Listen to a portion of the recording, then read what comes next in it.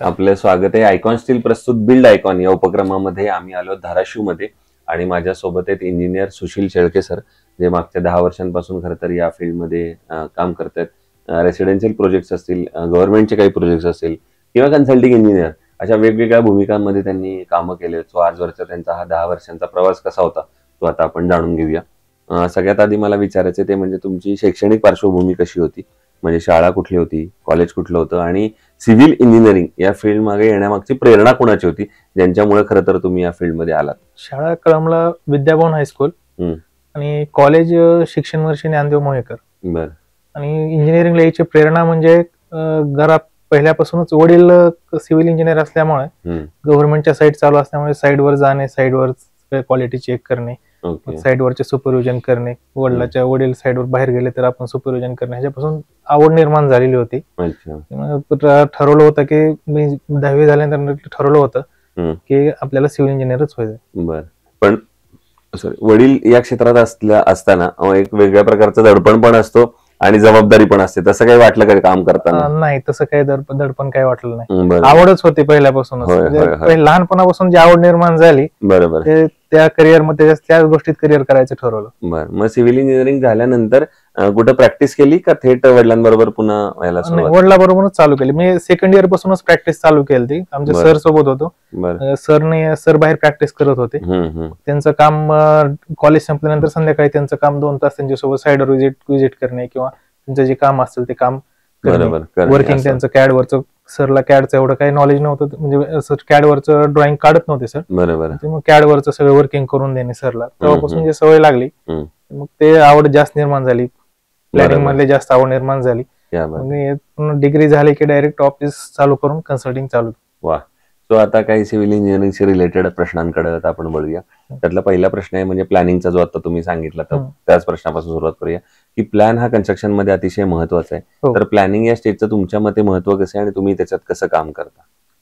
प्लॅनिंगला आम्ही कस्टमरच्या आधी पूर्ण रिक्वायरमेंट जाणून घेतो आणि जेणेकरून जे जेंट्स कस्टमर असतात त्यांची रिक्वायरमेंट जाणून घेतो, प्लस त्यांच्या घरच्यांची कॉन्टॅक्ट करून घरच्याची पण रिक्वायरमेंट जाणून घेतो की त्यांना नवीन काय पाहिजे, त्यांच्या रिक्वायरमेंट काय. आधी त्यांच्या पूर्ण रिक्वायरमेंट जाणून घेऊन त्यांच्या रिक्वायरमेंट नुसार आम्ही त्यांना प्लॅन सांगतो, सजेस्ट करतो. जर त्यांच्यात काही चेंज वाटला त्यांना सर सजेस्ट करायचं झालं तर ते थोडंफार चेंज करून मग त्यांचा तो प्लॅन, त्यांची रिक्वायरमेंट पूर्ण फुलफिल करून प्लॅन फायनल करतो. हे झालं प्लॅनिंगचं. मग नंतर दुसरा स्टेप येते ती म्हणजे बजेटची. रेसिडेन्शियल मध्ये बऱ्याचदा त्या माणसाचं बजेट फार कमी असतं आणि त्याला तर क्वालिटी कन्स्ट्रक्शन करायचं असतं. तर अशा वेळेला बजेट आणि क्वालिटी या दोन्हीचा समतोल कसा साधता? मग बजेटचं जे स्टेजवर राहते त्यांच्या बजेटनुसारच डेव्हलप बिल्टअप एरिया हे केला जातो. रूमच्या साईज त्यानुसारच आम्ही हे करतो, त्यांच्या बजेटनुसारच बिल्टअप एरिया प्लॅन मध्ये फायनल करतो. आणि जे मटेरियल सिलेक्ट करायचंय ते मटेरियल सिलेक्ट करते वेळेस सजेशन देतो की हे मटेरियल सिलेक्ट करा की तुम्हाला रेट कमी लागेल. आणि मटेरियल ज्या वेळेस रेट कमी असेल त्यावेळेस तुम्ही मटेरियल परचेस वन टाइम जास्त मटेरियल परचेस करा, तुम्हाला रेट कमी लागेल. दुसरं हे जे आपण जेव्हा असं म्हणतो की मागच्या 10 वर्षात तंत्रज्ञान बदललं, हे फील्ड बदललं, तुमचे वडील पण या क्षेत्रात होते तेव्हापासून तर आतापर्यंत फार चेंजेस आले, पण यातला एक फॅक्टर बदलला नाही तो म्हणजे कामगार. आणि त्यामध्ये सुद्धा अकुशल कामगारांचं प्रमाण फार मोठं आहे. तर अकुशल कामगारांकडून काम करून घेणं हे कितपत धोकादायक आहे असं तुम्हाला वाटतं आणि तुम्ही कसं बघता त्यापासून? हे खूप धोकादायक आहे, कारण अकुशल कामगारांनी जर काम दिलं, आपण अकुशल कामगाराला कामगार काम कशामुळे देतो, कारण आपल्याला कमी रेट मिळाला आपण त्यांना काम देतो. बरोबर. असं नाही की त्यांना आपल्याला काम चांगलंच करायचं असतं, पण आपल्याला रेट कोणीतरी कमी दिला, तो अकुशल आहे त्याच्यामुळे तो रेट कमी देणार. कमी दिल्यानंतर आपण त्यांच्याकडून जर काम करून घेतलं तर भविष्यात ह्याच्यात तोटे भरपूर, घरा कन्स्ट्रक्शनच्या ह्याच्यात किंवा घराला धोका निर्माण होण्याची शक्यता जास्त राहते. बरोबर. दुसरं एक तरुण म्हणून पण, एक इंजिनियर म्हणून पण आणि धाराशिव जिल्ह्यातला नागरिक म्हणून पण एक प्रश्न मला पुढचा विचारायचा आहे, ते म्हणजे धाराशिवचा एक सर्वांगीण विकास जर पुढच्या 10-15 वर्षात व्हावा असं वाटत असेल तर तुमचं स्वतःचं ऍज अन इंजिनियर विकासाचं विजन काय, या मुद्द्यांवर खरं तर आता काम करण्याची गरज आहे आणि तर याचा विकास होईल, असे काही महत्वाचे मुद्दे सांगता येतील का? रोड भरपूर डेव्हलप करणे गरजेचे आहेत, कारण ट्रान्सपोर्टची व्यवस्था खूप खराब आहे या जिल्ह्यात. बरोबर. आणि पाण्याचा प्रश्न खूप गंभीर आहे. जर पाऊस जर नाही पडला तर काम कन्स्ट्रक्शन फील्डवर पण सगळा असर होतो. सगळं फील्ड मार्केट म्हणजे पूर्ण स्लॅक झाल्यासारखं होतं. पाणी जर प्रॉपर नाही, पाण्याचं नियोजन केलं तर पाण्याचं नियोजन करणं हे भविष्यात मोस्ट गरजेचं आहे.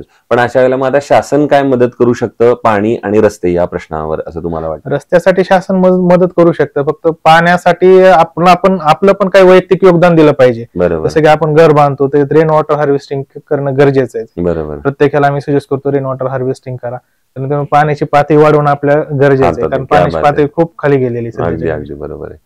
दुसरं तुम्ही आता या आपण कन्स्ट्रक्शन याच्या फील्ड बद्दल बोलतोय, त्याच्यात तुम्ही वडिलांबरोबर काही प्रोजेक्ट केलेत, काही स्वतः इंडिपेंडेंट सुद्धा केलेत.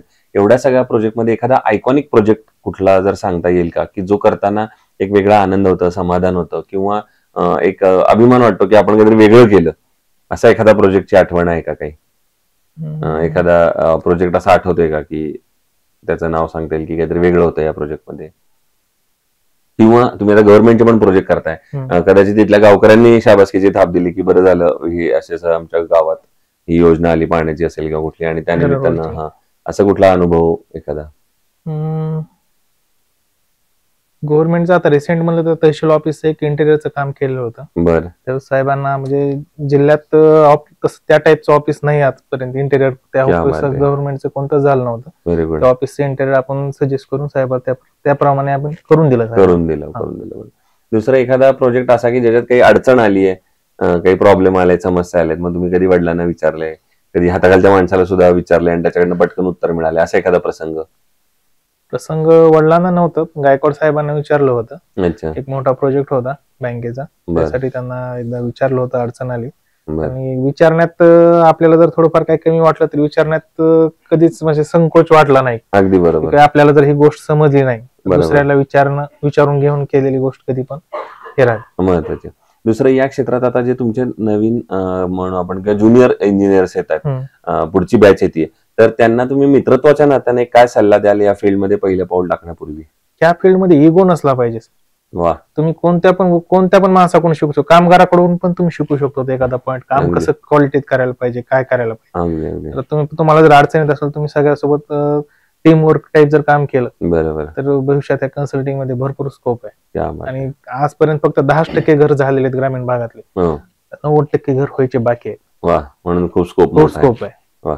दुसरं कन्स्ट्रक्शन मध्ये स्टील निवडताना तुम्ही काय पॅरामीटर्स बघता, किंवा कसं ठरवता की हे स्टील चांगलं आहे आणि आपण घेतलं पाहिजे?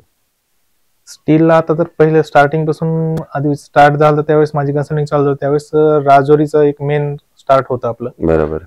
मेन ब्रँड फोकस झालेला होता. नंतर मग आपलं आयकॉनचं चालू झाल्यानंतर आयकॉन आणि पोलाद राजोरीचं तर काय मॅन्युफॅक्चरिंग बंद झालं, आणि इलॉंगेशन हे सगळं चेक करतो, कडकपणा नसला पाहिजे त्याच्यात, बेंडिंग करताना त्रास झाला नाही पाहिजे, कडकपणा बारला क्रॅक गेला नाही पाहिजे, क्वालिटी आणि रेट पण चेक करून जे आता रेट मध्ये म्हणजे किफायतशीर राहील ते पण बजेटला कस्टमरला सांगावं लागतं. आणि आयकॉन स्टील तुम्ही कुठल्या प्रोजेक्ट मध्ये वापरले का, आणि तुमचा अनुभव कसा आहे आयकॉन स्टील बरोबर?